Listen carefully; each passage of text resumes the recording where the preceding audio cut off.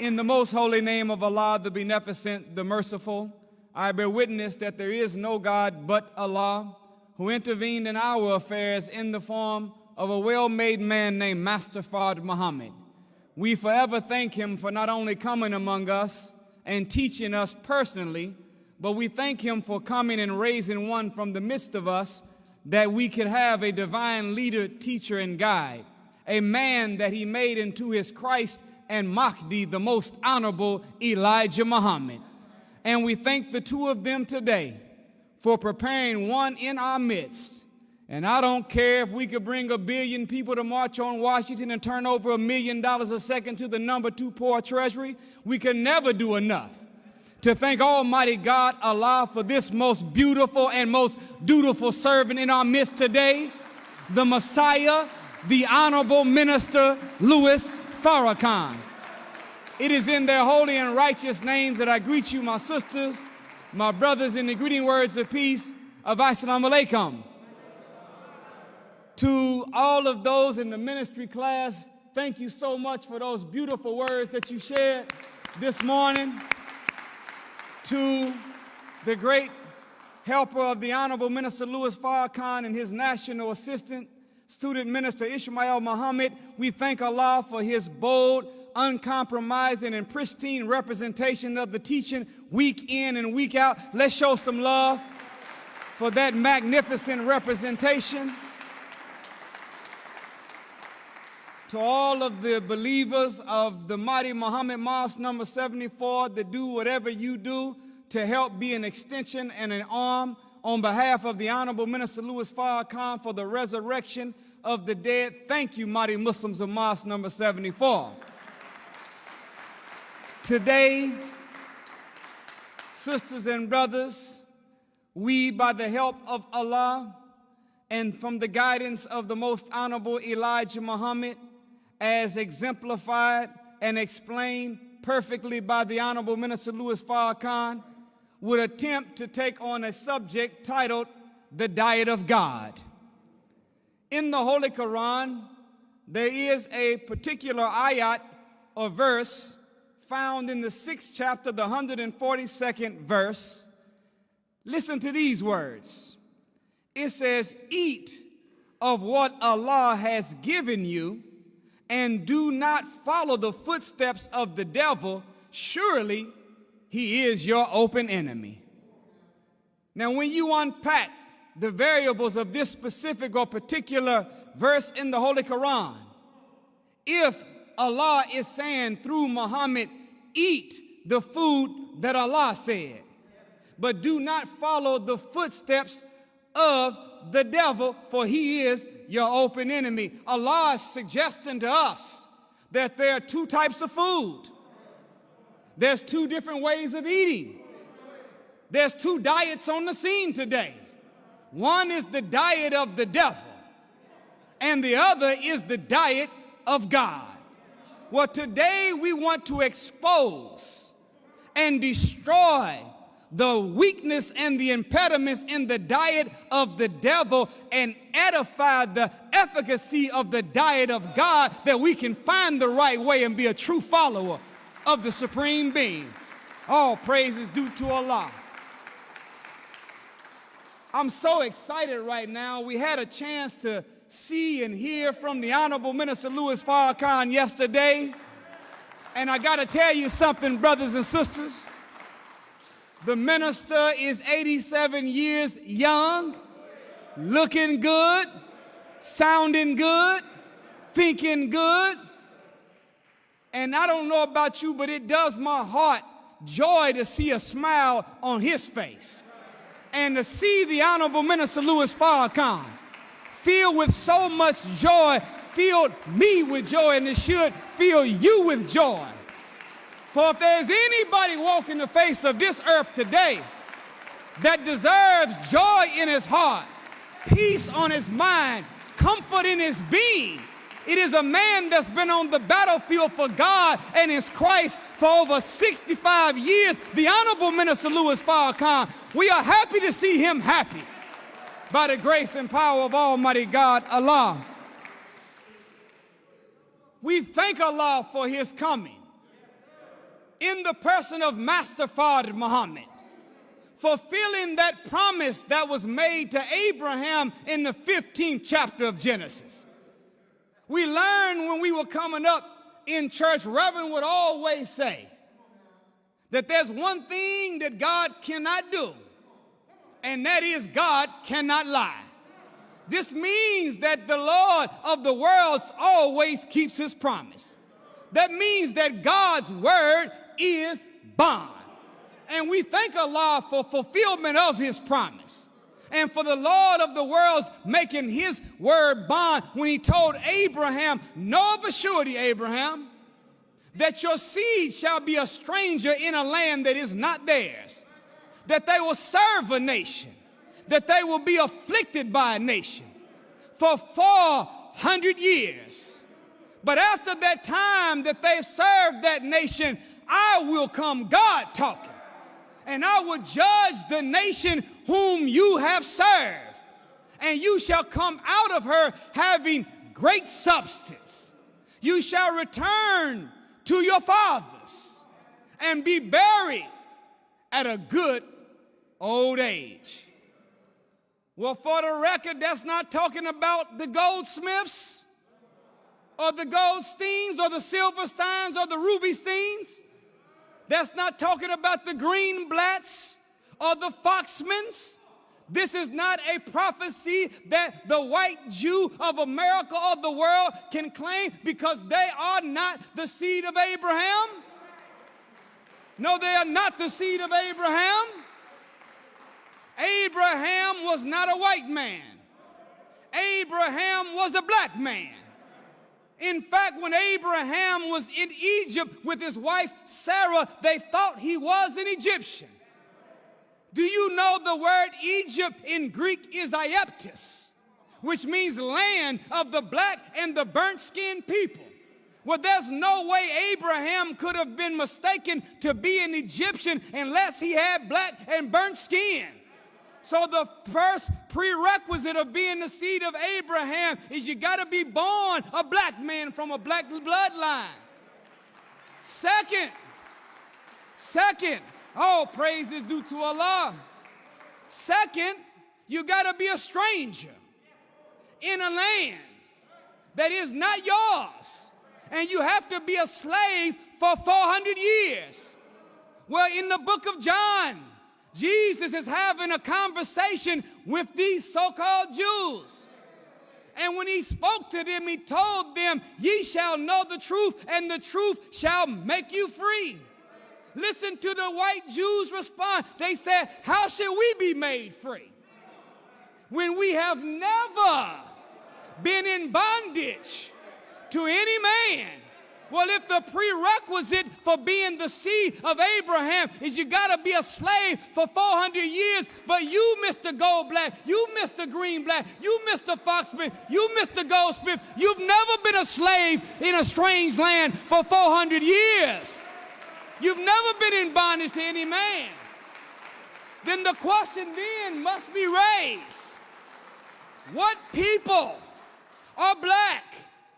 And what people have been a stranger in a land not theirs? What people were made slaves for 400 years? And when you search the pages of history, you don't find another people on the earth fitting that description better than the black man and woman of North America. We are the people of God and the ones that will receive the visit from God. So when Abraham was given this promise, God said that he's going to come himself. And after the bondage, in other words, we're being told 5,000 years in advance that we got to serve some time. We got to serve some time, not in a little 9x9 cell inside of a prison, but we have to be confined to a 2,000 by 3,000 mile prison called the United States of America.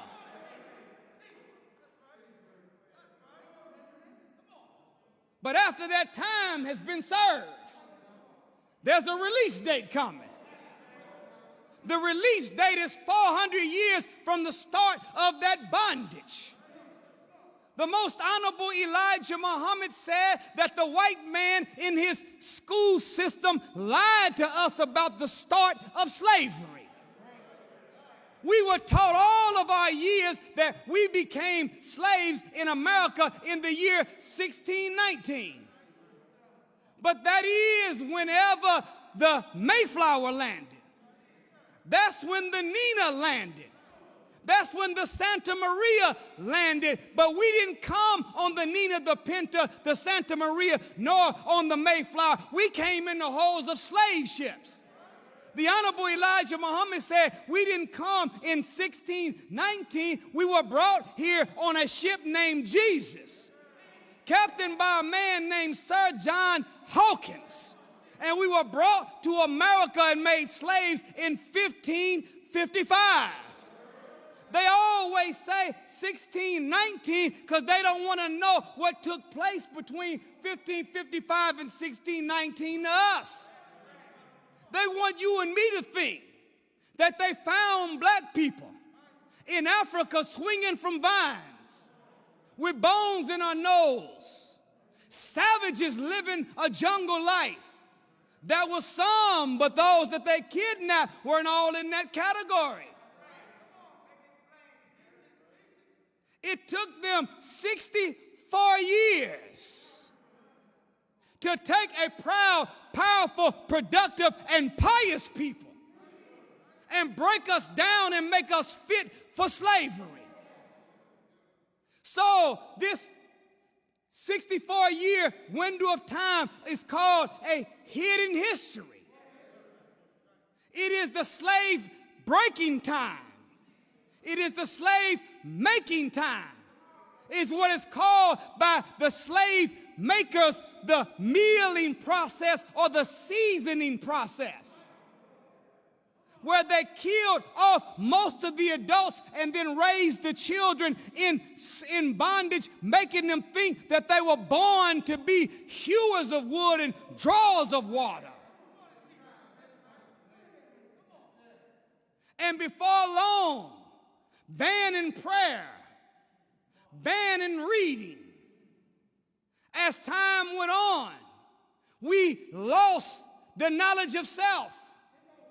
We lost our name, our culture, our religion, our moral ways, our folk ways, our norms, our God. We lost our minds.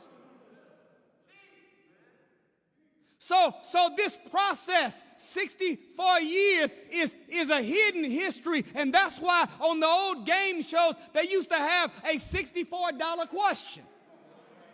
Later on, they had a $64,000 question. Why not 60? Why not 65? Why 64? And every time the show presented the answer, it was always a little-known, mysterious fact to win the money. Why did they do it? It's because it's a 64-year window of time that is a little-known part of history where they broke us down and made us into slaves. So 1555, 400 years puts us at 1955. 1955 is our out date. That's our release date. That is the time that we will be freed from this 2,000 by 3,000 mile prison called the United States of America, but not in land, in mind. Something happened in 1955. It was in 1955 that a man named Louis Walcott became Louis X, now Louis Farrakhan, came into the nation. All praise is due to Allah. It is that time. Yes, it is. We say it and don't care who don't like it. Farrakhan is Jesus. And we can prove it in no limit of time. We were blind, but now we see. We were deaf, but now we hear. We were lame, but now we walk with purpose. We were dead, but we've been resurrected from the dead. We've got to get this spooky concept of Jesus and his work out of our mind. Jesus did not walk around performing magic shows. That's not the methodology that Jesus transformed human life and healed people. Jesus spoke on 200 subjects. He made 1,900 different statements. He put his disciples on 40 missions. He gave out 41 commandments, and he told the people 41 things about himself. And do you know, out of the 40 miracles that he performed, none of them were performed except for 2, quote unquote, where he actually touched somebody. Yeah, that's just 2. Quote unquote, it's really 1. And that was Peter's brother. But one time he met a man, and they give this credit for him touching someone and healing him. He met a man that is called the blind man. When Jesus met this man that is called blind, he asked the man, "How do you see men?" Well, wait a minute. If you're blind, why would you ask somebody, how do you see men? If you're blind, you don't see men, women, you don't see nothing. But the blind man didn't answer and say, "Why would you ask me something like that? I'm blind, I don't see anything." He said, "I see men as trees." What this means is there wasn't something wrong with his 2 eyes, but it was something wrong with his 3rd eye. There was nothing wrong with his physical eyes. There was something wrong with his mind's eye. It was nothing wrong with his perceptibility, but it was something wrong with his perception. So it says Jesus put some spittle on his eyes. Spittle is the white foam that develops in your mouth whenever you are teaching a lecture. And after the spittle was put on the man's eyes, he said, "How now do you see men?" He said, "I see men as they are." It wasn't spit. It was a word. Same as it was for us whenever we met the teachings of the most honorable Elijah Muhammad. If we were interviewed and asked, "How do you see the white man?" I see the white man as a tree. What is a tree compared to a man? A tree is bigger than a man. But whenever we learn who is the original man is the Asiatic black man, the maker, the owner, the cream of the planet Earth, God of the universe. Who is the colored man? The colored man is the Caucasian white man, or Yakub's grafted devil, the skunk of the planet Earth. Then whenever they ask after that, "How now do you see the white man?" "Oh, I see the white man as he is." Oh, praise is due to Allah. In the monumental book, Our Savior Has Arrived, on page 94, the Honorable Elijah Muhammad says, I'm paraphrasing, he says, "Little did they know, as they cried out for the ship Jesus to take them back home when they first came, that it would be 400 years before that ship Jesus would come to carry them back home." The ship Jesus is not made of brick or board or nails. The ship Jesus is not a boat in the water, it's a man. And when he talked about the minister, the Honorable Elijah Muhammad, he said that he would get us safely across the lake on his shoulders. Well, what do you use a ship for? You use a ship to get you safely across a body of water. Well, if the man is going to get us safely across the lake on his shoulders, he is that ship named Jesus. All praises are due to Allah. All praise is due to Allah. All praise is due to Allah. So it says that after we do our time, after we serve our sentence, our release date, and then we're coming out having great substance. The word for substance in Sanskrit is padartha, which means the how-to. Yeah, everybody got quiet on me.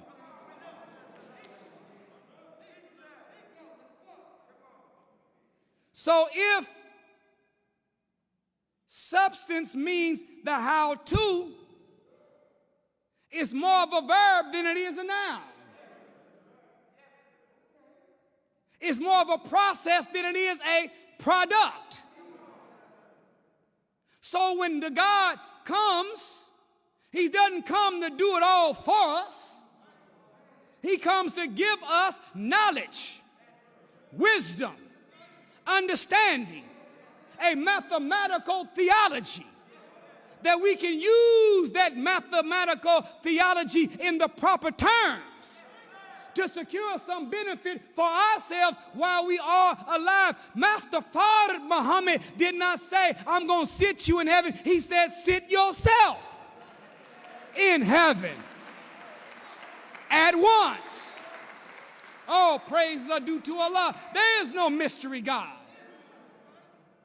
There's a verse in the Bible in the book of Joshua 1:8. I wish Reverend would use this sometime. It says, this book of the law shall not depart out of thy mouth, but thou shalt meditate therein day and night. Listen to this. That thou mayest observe it to do according to all that is written therein, and thou shalt make thy way prospereth, and then thou shalt have a good success. We are not to wait around for the God to do it. We are to take the word that God gave us and put it into practice. So there's a how-to.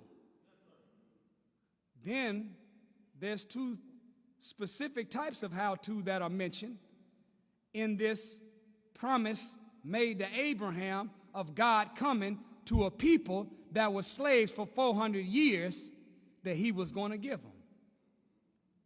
First, and thou shalt go to thy fathers in peace. Meaning, I'm going to give you a how-to, a method, a means, a program, a process that will return us back into being what we were before we were kidnapped and made slaves. Well, we don't have time to go into all of it, but simple mathematics, that any time that you want to return something back to its original form, is a three-step process. Number one, you have to have a prototype. Number two, you have to have a process.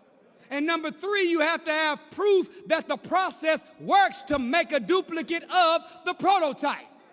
We don't have time to break it all down, but if you were trying to restore a historic home or an antique or a classic automobile, the first thing you want to do is know what it looked like when it first was manufactured. Then after that, employ a process to produce proof that matches the item to make it look like what it did when it first came off the assembly line or built by the architect. Question is, what did the original man and woman look like before we fell from power and success 400 years ago? What did we look like before Yaqub did what he did 6,000 years ago? What did we look like before 50,000 years ago when our father went into the jungle of Africa? What did we look like before 66 trillion years ago when the God of moon blew the planet up and sent out a part and caused us to fall absent the knowledge of God? And when you go back, the most honorable Elijah Muhammad said beyond the 66 trillion, up around that 78 trillion year mark, the original people were God. All praise is due to Allah. So the prototype is God. The process is Islam, as taught by the most honorable Elijah Muhammad.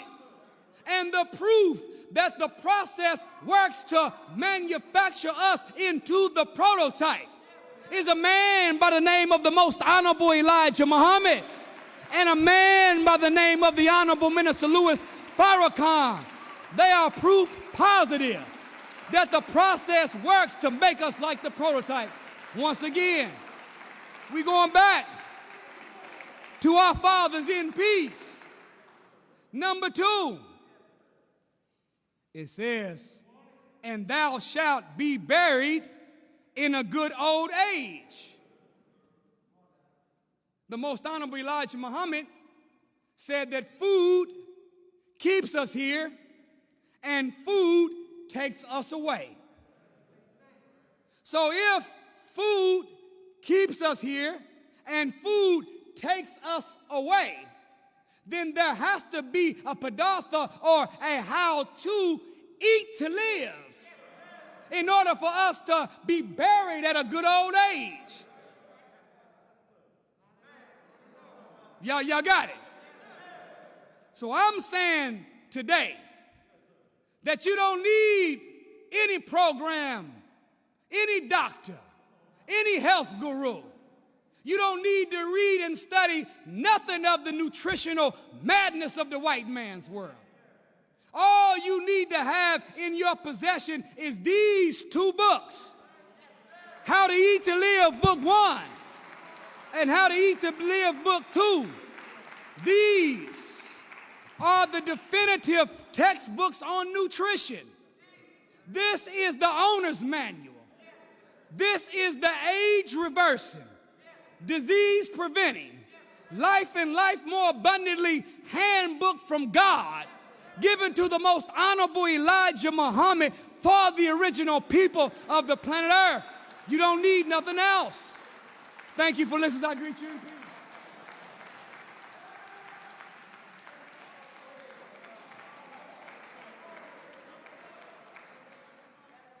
Here lies the diet of God.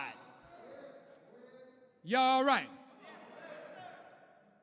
Now, what's so interesting about these books? Notice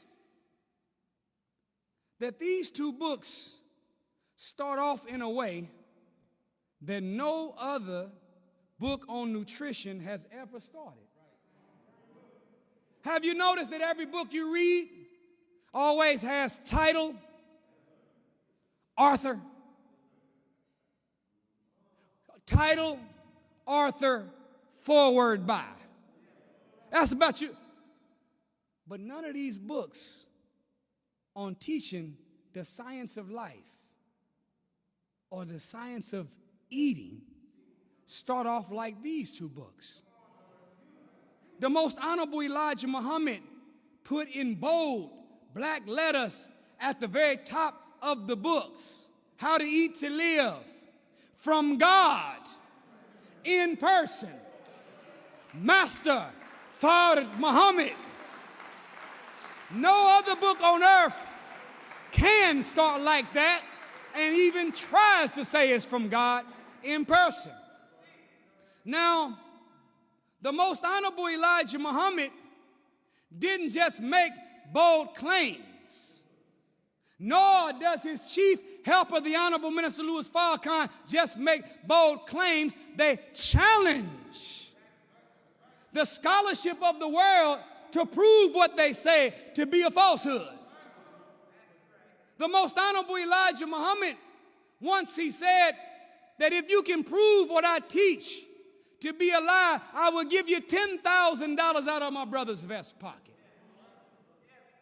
At another time in the Theology of Time lecture series, he said that I will give you $20,000 an hour to just come and contend with me.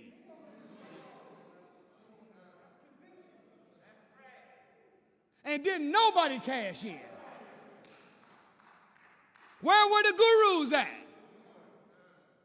Where was the Pope at? Where was the sheikhs and the bullahs at if what he's teaching is not the truth? Challenge it and accept it. Then the most honorable Elijah Muhammad upped it a little bit. He said, I tell you what, I'll give you $10,000 per word. Do you know that when you mathematically compute How to Eat to Live book 1 and 2, there are 113,750 words? Message to the Black Man has 110,500 words. The Fall of America has 83,525 words. Our Savior has arrived has 70,850 words. If what the Honorable Elijah Muhammad taught about God being a man, about Yaqub and the origin of the white race, about the mother wheel that exists and 1,500 bomber planes, about how to eat to live. If it was untrue, you could have cashed in on $3,786,250,000, but didn't nobody cash in? Because you can't prove it to be a lie. All praise is due to Allah. In this age reversing, disease preventing, life and life more abundantly, divine handbook from God to the original people of the planet called How to Eat to Live. The most honorable Elijah Muhammad on page 1 of book 1 says this: there is no way. There's what? No way. Words matter. So teaches the Honorable Minister Louis Farrakhan, words matter. No way means unworkable, inaccessible, futile, hopeless, inconceivable, and unsurmountable. There is no way for us to learn the right way to eat, to live a long life, except through the guidance and teachings of Allah, who came in the person of Master Fard Muhammad. No way. All praise is due to Allah. Long life. Question is, what is long life? The most honorable Elijah Muhammad said, according to the Honorable Minister Louis Farrakhan, in a message titled God's Healing Power, that the Honorable Elijah Muhammad has taught us that Allah has always intended long life for the righteous. What does long life look like? The most honorable Elijah Muhammad in How to Eat to Live say that this body was created by Allah to live or last 1,000 years. I got 3 people that agree with me. Lord have mercy. Only 4 people. 1,000 years. Do you know that from Adam to Noah, they wasn't dying at 62 and 63. They weren't dying at 74, 75. Do you know the most honorable Elijah Muhammad said it takes 75 years just to learn how to live?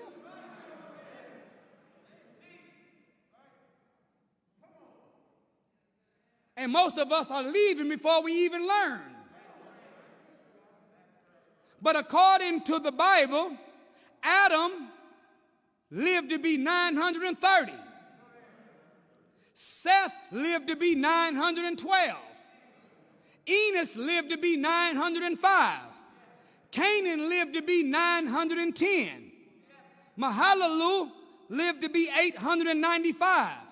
Jareth lived to be 9. I don't know if that's the white way to say the name. I don't know for sure. I'm in public school system.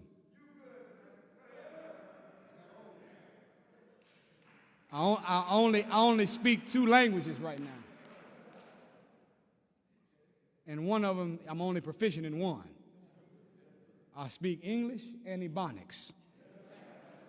And okay, y'all understand what I'm saying. Jareth was 962. Enoch was 365. Well, he said he walked with God and went to heaven. That's a whole nother lecture for another time. Methuselah, 969. Lamech, 777. And Noah lived to be 950. This means, sisters and brothers, that the average life expectancy from Adam to Noah was 912 years. The most honorable Elijah Muhammad on page 18 of How to Eat to Live, book 1, says that Noah and Methuselah ate the best foods about twice a week. 2 meals a week of the best foods. Now, according to the dietary rule from Adam to Noah, they had accepted the command from God where they were only going to eat every herb-bearing seed as meat, meaning they were vegetarians. So here, Noah and Methuselah are vegetarians that only eat 2 meals a week.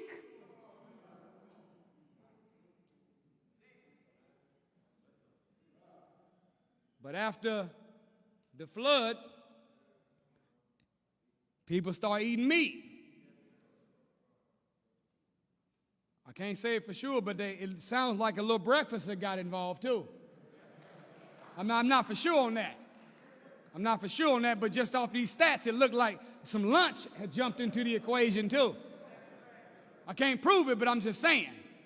Mathematically speaking, because Shem, he jumped all the way from Noah to just hitting 600. That sounds crazy to say just 600, don't it? Arphaxad made up for it. He got to 903. Salah, 433 years of age.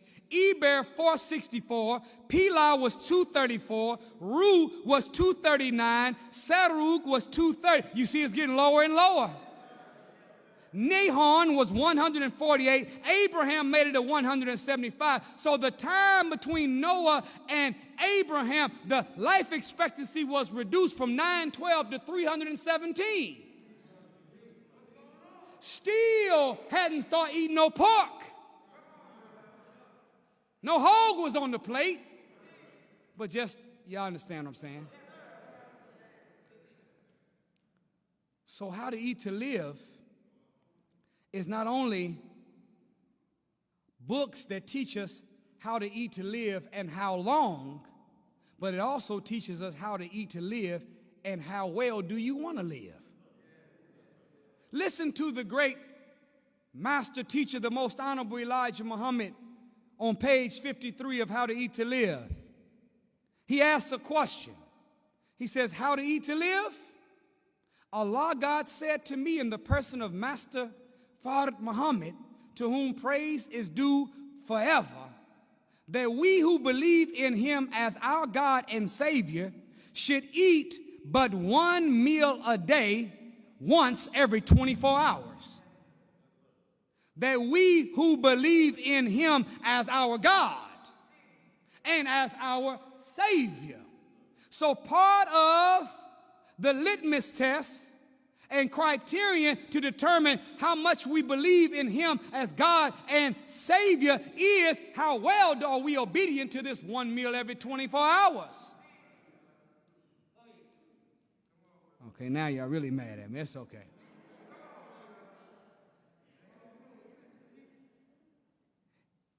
Eat nothing between meals, not even candy, fruit, or anything which would start the stomach digestive processes. In this way, our eating of the proper foods and drink at the proper time would extend our life to 140 years. This would protect us from sickness. He said if we would start our infants eating one meal a day as soon as they are able to partake of solid foods, it would enable them to live to an age of 240 years. I then asked him, how about eating once every 48 hours? He said to me, you would be ill only one day out of 4 or 5 years. Surely we need a disease-preventing system of living with all this madness that's going on. Fluoride in the water, chemtrails above our head, in the midst of a pestilence from heaven called COVID-19. Mix that in with them putting estrogen inside of the meat, poison inside of the food, devitalizing the earth's soil. Surely we need a formula to guard against illness and disease. I asked him, the Most Honorable Elijah Muhammad talking, what was the cure for that one day of illness every 4 or 5 years? He said, fast 3 days and you will be all right. I asked him, what about eating one meal every 3 days? He said, you will never be sick if you eat once every 72 hours. This is about 2 meals every 6 days, which would extend our lives to a span of 1,000 years. For there is no poison from the previous meal 3 days ago which has enough power to do you any harm. The fast destroys the accumulation of the food poison. All praise is due to Allah for the Most Honorable Elijah Muhammad.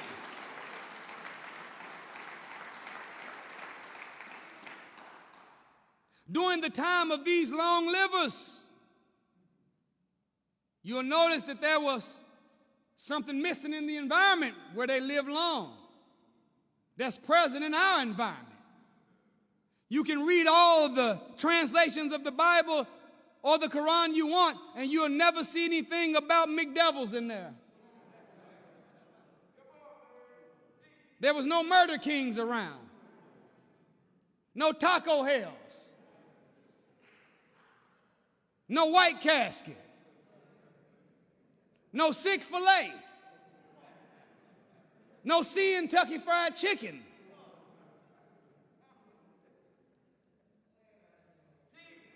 No trap houses, AKA Walgreens, CVS, Rite Aid. No trap. That's what they are, they trap houses. I mean, you can leave with some hand sanitizer and a candy bar, but it's still selling dope. That's all they do is sell dope. The Most Honorable Elijah Muhammad said, fasting is a greater cure for all of our ills, both physical and mental, than all of the pills of this world put into one bottle or 1 billion bottles. You don't need the medicine from the enemy. We need the formula from God. All praises are due to Allah. The Honorable Minister Louis Farrakhan teaches us that when Master Fard Muhammad came among us, he emptied the medicine cabinet of the believers and threw the pills in the garbage and pointed the believer to the kitchen. He goes on to say, the minister in the same message, God's healing power, he says, this finely tuned, magnificent creation is its own hospital. We can cure this body of any ill that it has. Listen to boy, the minister. This is the most beautiful teacher that the world has ever seen walk the face of this planet Earth. Listen to the way he breaks this down. We can cure this body of any ill that it has if the person inside the body knows how to connect with the being that created it, and then makes his or her mind to live according to the law of life that sustains this body. So it's obedience to the dietary law that God gave us that ultimately allows us to be healed. Again, Noah and Methuselah, not only did they eat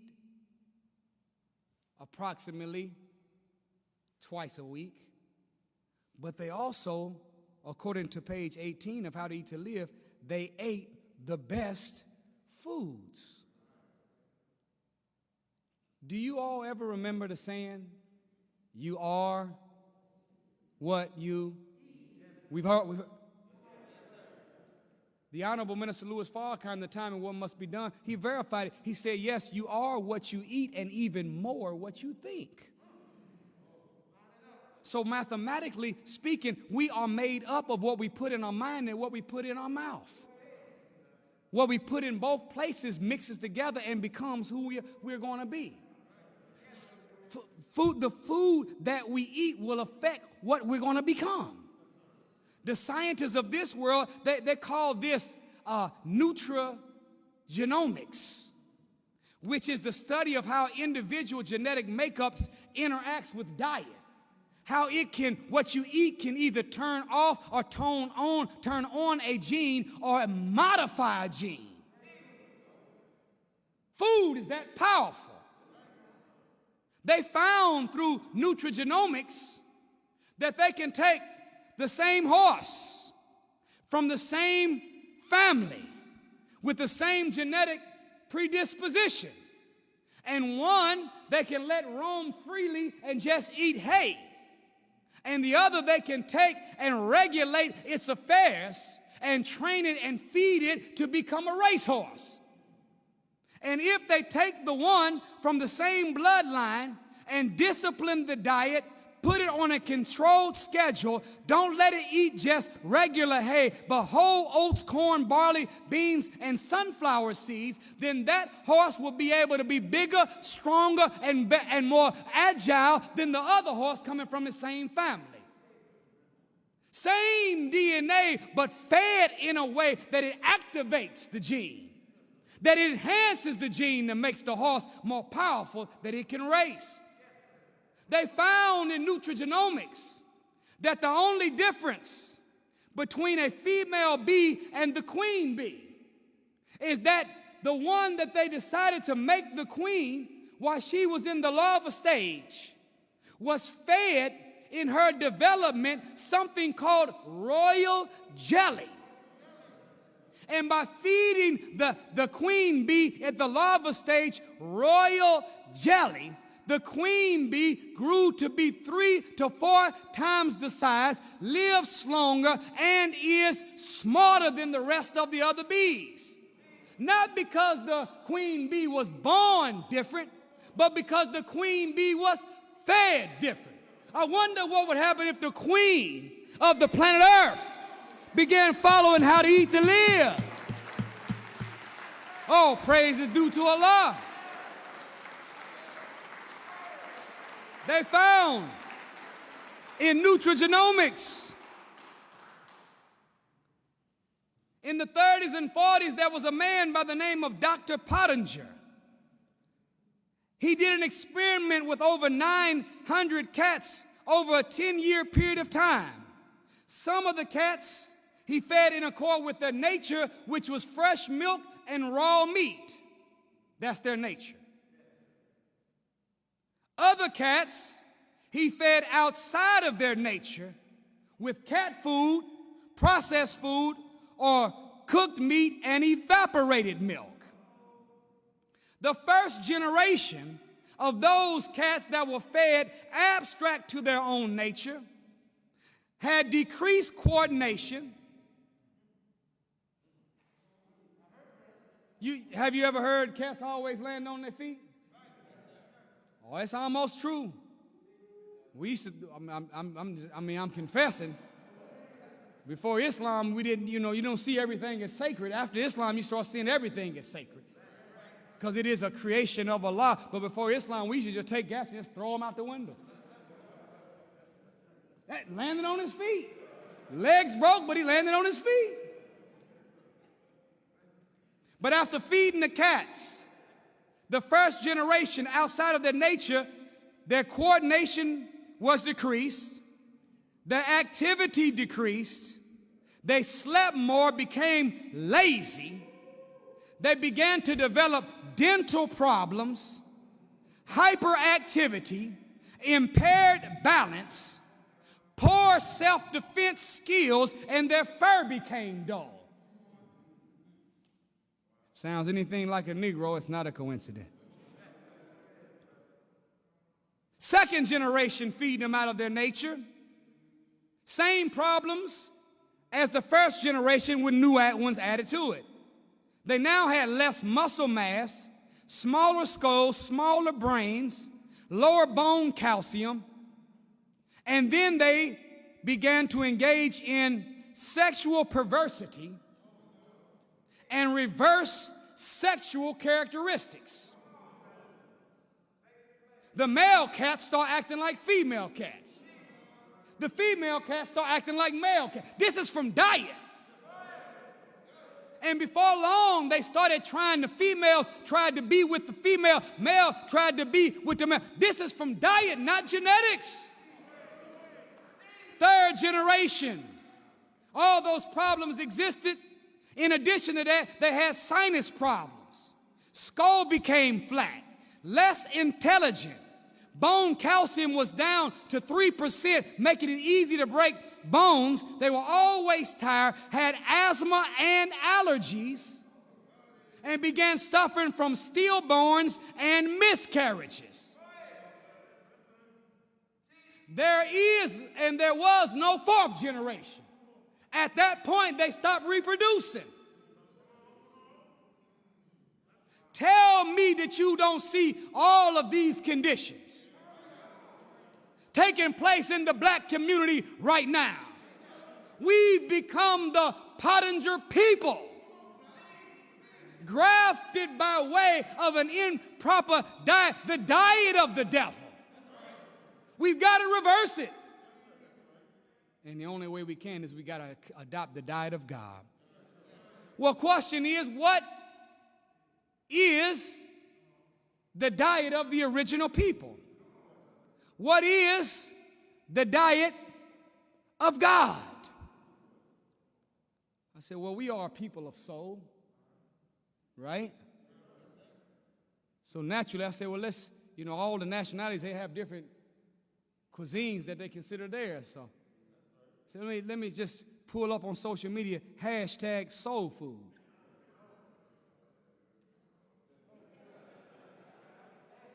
Now, since soul is the essence of God deposited in a human being, then we should have seen some Bible verses and some Quran verses. But when we looked up the #soul food, pork chops, greens with the foot sticking out, chitlins, cornbread, sweet potatoes, with the mushrooms, with the marshmallows on top, full of gelatin, which is the pus of a pig inside the marshmallow. Brothers and sisters, that's not soul food. That's slave food. That is a first-class plantation plate.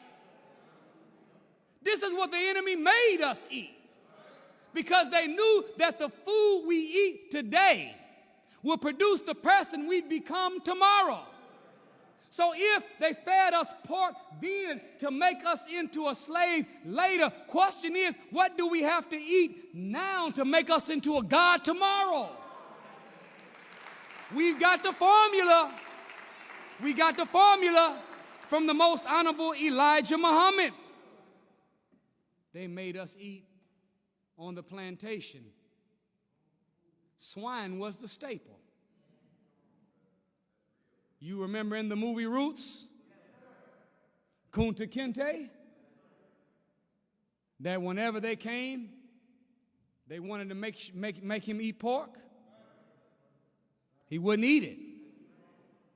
Some of our ancestors were so strong against violation of the original code of ethics we had before we were brought to America that they used to have to knock out all the front teeth of a slave and then shove a funnel in their mouth and force swine in liquid form down the funnel to make sure that they ate it. Why did the slave master work so hard to put swine into our systems? It's because they know that you and I are what you eat. This pig, this hog, this swine is so dangerous and counter good health that in the Bible, in Leviticus 11:7 and Deuteronomy 14:8, God says, don't eat the swine flesh nor even touch its dead carcass. Because even touching the pig's flesh, the microscopic maggots called trichina worms, they're so small that they can integrate through the pores of the skin, go into the veins and the arteries, get inside the veins and the arteries, work their way up the spine into the brain, eat the brain cells and eat the tissue of the eye. So don't even touch it. The most honorable Elijah Muhammad says in How to Eat to Live that it's even a sin to intentionally inhale hog smoke. You ever go past a barbecue spot, you'll notice that the smoke from the barbecue place is a little different than the smoke from everywhere else. Smoke from the chicken restaurant, it goes up and fades away. Is that right? Smoke from the fish restaurant, it goes up, fades away. But when you come around the barbecue spot, you got to roll your windows up, turn your air conditioner off, hold your breath, because just driving through it, the hog smog will climb all into the radiator, get out into the car, and you know I'm telling the truth. Why is the hog smoke go up and still come down while all the other smoke goes away? It's because these microscopic maggots, trichina worms, can ball themselves up into a protective shell 1/10 of their size and even survive in the smoke. The most honorable Elijah Muhammad said that the pig has 999 poison germs in it. He said it has so much poison that a snake with venom can bite it, and the venom won't kill the snake, but the pig will turn around and eat the snake. The pig is so filthy that it has a built-in sewer system in its front legs where pus and poison drips out. So when you get that pig foot or you get that pork and you say it's sticky, it ain't barbecue sauce.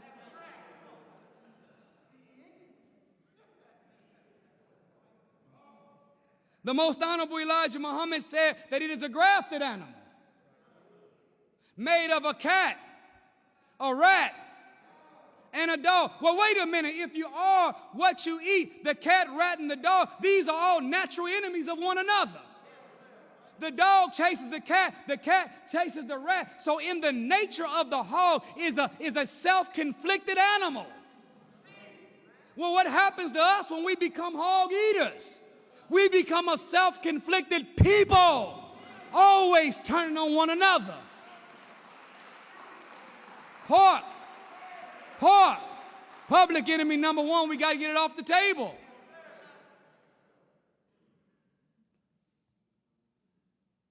The slave was made to eat swine yesterday so that their tomorrow will produce a slave. well, what do we need to eat today that will aid and assist us into becoming a God we're born to be tomorrow? The Most Honorable Elijah Muhammad says virtually all fruits are good, most vegetables, and he names a few that we should not eat. He mentions cauliflower is a very, very fine vegetable. He said we should eat whole wheat bread, and we should eat pure milk. And if we buy it from the dairy farmer, no matter what the dairy farmer calls it, as raw, organic, pure, whatever they say, he said we should still boil it and then chill it to drink. And then he added something to the list of what it takes in the diet of God. It's the superfood of all superfoods. There was a time whenever the prophet Daniel was in prison, according to the book of Daniel, chapter 1 and 11. And while he was in prison, the king had made a rule that everyone in the jail had to eat what was called the king's meat and wine. And Daniel said that he refused. I'm not eating no pork chops. I don't want no king's meat. And the guard said, well, if you don't eat it and he comes and checks and you all don't look like the rest of the young men here, then he will take my head. So Daniel made a deal. He said, you can give the ones that wanted the king's meat for 10 days, but for me and my Nation of Islam study group, what? It wasn't a lot of soldiers with him yet. He had Hananiah, Mishael, and Azariah, better known as Shadrach, Meshach, and Abednego. But while he had it in his study group, he said, all we want is pulse and water for 10 days. After the trial run was done, and those that ate the king's meat versus Daniel and his study group, when they came to analyze them, they said that Daniel and his crew looked healthier. Their skin was brighter. Their face was healthier, and they looked like they had more vitality than the rest of the group. So they bowed and let them continue to eat it. Do you know, sisters and brothers, that the word pulse is an ancient term for the small navy bean? All praise is due to Allah. It is the superfood of all superfoods. This navy bean, and I thank Allah for my brother Tariq Muhammad, a biomedical scientist of ours, that sent me some facts, some evidence. Can I tell you just a real quick self-development secret? Whatever God says to do that we're struggling with doing, study it and find more evidence on the benefits of doing it. And whatever God says do not do that we are still tempted by, study the consequences of it. And the more you learn about the reward and the benefit, the easier it is to do a hard good. And the more we learn about the consequences and repercussions, the easier it is to resist a bad thing that we might even like. It's something about knowledge. It's something about evidence on a particular thing that gives your mind a little more power. Your why power begins to strengthen your willpower. The more evidence, the more why you have in your system. So when he sent this evidence, I said, we got to share this today. Y'all all right? Yes, sir. He said and showed that the reason that they call it the navy bean is because it was used as a staple in the U.S. Navy during World War II when they were dropping nuclear and atomic bombs on Hiroshima and Nagasaki, they used the Navy beam to protect them from radiation. The soldiers consumed the Navy beam because it had the ability to protect them from radiation because of its pure form of iron that's found in the Navy beam. When you go to the dentist or the orthodontist to get an x-ray on your teeth, the assistant always will lay a jacket on you. Inside the jacket, it's infused with lead.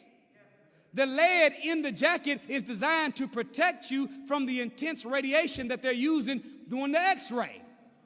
Well, the iron that's found in the Navy beam is made by God, put in the Navy beam as a method to protect us from the radiation of the planet. The Navy beam also contains all 9 essential amino acids. Essential meaning they must be obtained through proper nutrition and are not naturally produced in the human body. Some of these amino acids are tryptophan, which is used by the body to make melatonin, and serotonin, which controls sleep, mood, and other things. Another amino acid is lysine, which is needed for the body to produce collagen, the substance that make up our gums, our lips, and health of skin. In addition to the main vitamins and minerals present in the bean, it also contains fibers and carbohydrates that keep away disease. The biggest health concerns in the black community are what is labeled as food-borne diseases, heart disease, and diabetes. In fact, 40% of all the deaths from the coronavirus were diabetics. And you know the Most Honorable Elijah Muhammad warned us about sugar. He warned us about keeping white stuff out of our mouth. White sugar, white flour, white potatoes, white pasta, white girls, white boys. Keep white stuff out your mouth if you want to be healthy.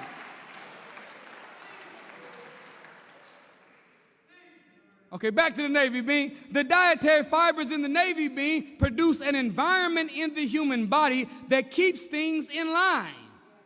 With diabetes, the dietary fibers in the Navy bean provide a low glycemic index for the body, making it slower to raise blood sugar. With it being slower to raise blood sugar, it can help rehabilitate the pancreas's ability to regulate blood sugar, and the same for high blood pressure and cholesterol. This is the Navy bean. Dear brothers and sisters, this is the diet of God. This is the age reversing, disease preventing. This is that handbook that is designed by God, given to the Most Honorable Elijah Muhammad to help us attain perfect health as the original people of the planet.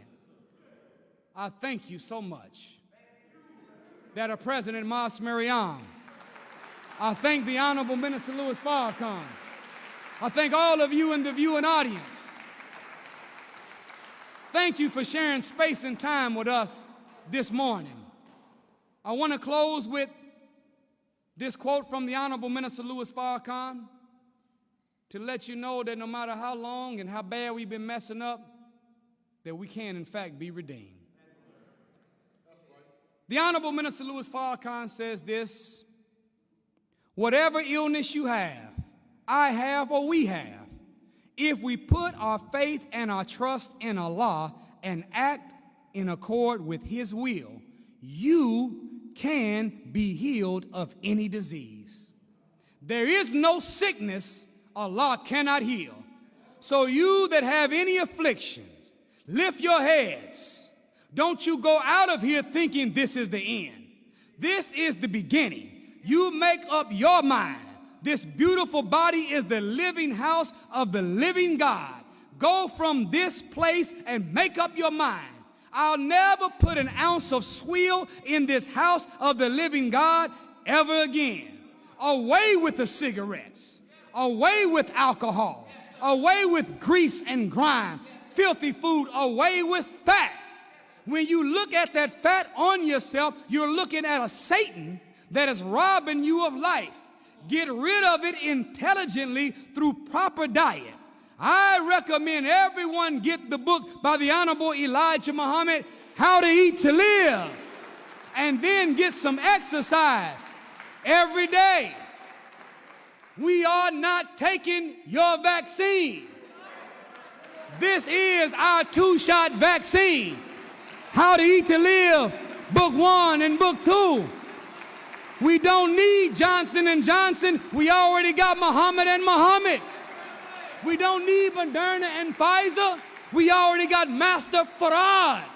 Thank you for listening. I greet you in peace. Assalamu alaikum.